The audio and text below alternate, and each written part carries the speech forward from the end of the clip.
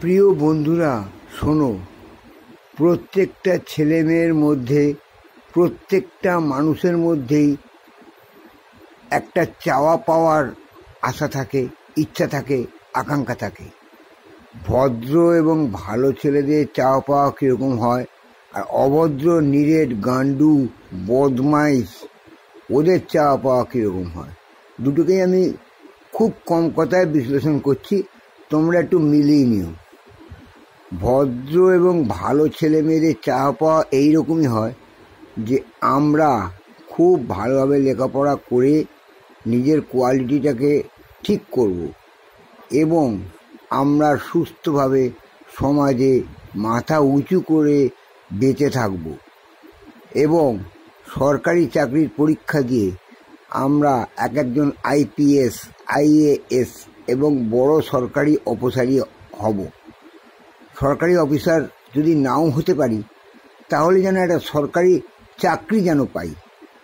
এই হচ্ছে ভালো ছেলেদের মেন মোটিভ।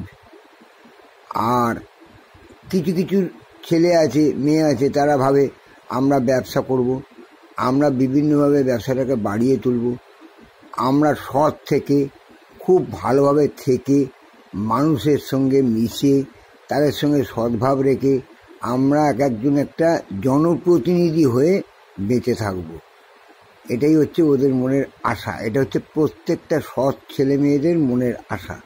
আর লম্পট ছেলে মেয়েদের, বদমাইশদের কি মনের আশা? আমি একটা হাইব্রিড মেয়ে পটাবো, পটিয়ে তার বগলের তলায় হাত দিয়ে ঘুরব, তার সঙ্গে ফষ্টি নষ্টি করব, সুযোগ পেলে তাকে নষ্ট করব।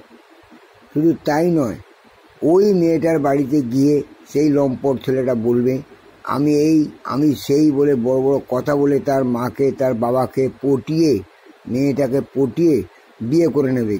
কী ধরনের মেয়েকে বিয়ে করবে জানো? যার প্রচুর সম্পত্তি আছে, বাপের প্রচুর টাকা আছে। তাহলে কি হলো? যখনই বিয়ে করলো, সে তার সম্পত্তি, টাকা পয়সা সব অধিকারী হয়ে গেল, জীবনটা ভালোভাবে কাটিয়ে দিল। এই হচ্ছে ভালো আর খারাপ ছেলে মেয়েদের মোটিভ বা উদ্দেশ্য বা মনের আকাঙ্ক্ষা। কিন্তু একটা কথা মনে রাখবে, রবীন্দ্রনাথ ঠাকুর সহ বিভিন্ন মহাপুরুষরা একটাই কথা বলেছেন, যাহা চাই তাহা ভুল করে চাই, যাহা পাই তাহা চাই না। তাই দেখবে 99% ছেলে মেয়েদের মনের আশা কিন্তু পূরণ হয় না। মনের আশা পূরণ করতে গেলে একাগ্রতা দরকার। নিজের মনে একভাবে, এক মনে তোমরা যদি কিছু করো, সেটা সাকসেসফুল হবেই, কেউ রুখতে পারবে না। সাকসেসফুল হতে গেলে আমার কথাটা মানো, তোমরা সাকসেসফুল হবেই হবে, গ্যারান্টি।